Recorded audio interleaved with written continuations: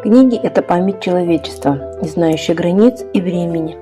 Сегодня мы рады представить вам литературный коллаж «Сокровища зарубежной литературы».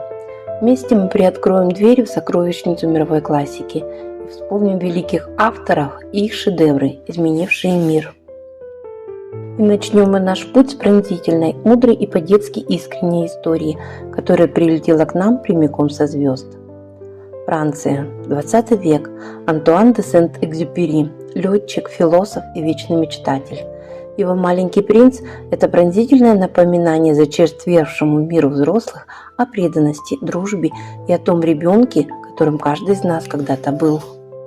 Но от светлой сказки 20 века перенесемся на 100 лет назад, в утонченную и строгую Англию.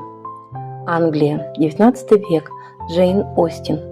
Изящное остроумие, тонкий психологизм и эталон английского романа.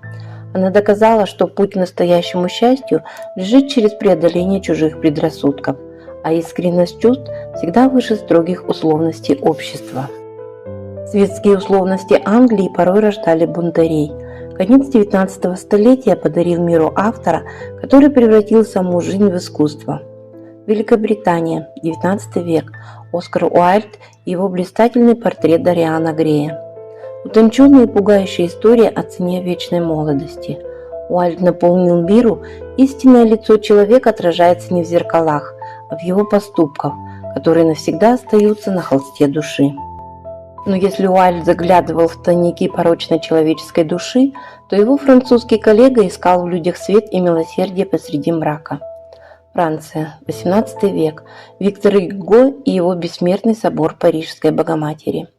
Роковая драма о страсти и милосердии под сенью Великой Готики. Гюго оживил каменные стены, напомнив, что внешнее уродство может скрывать чистейшую душу, а истинная любовь победит смерть. Эти книги больше, чем просто истории. Это зеркала, в которых каждый из нас находит себя. Открывайте эти сокровища, перелистывайте страницы и вдохновляйтесь. Приятного вам чтения!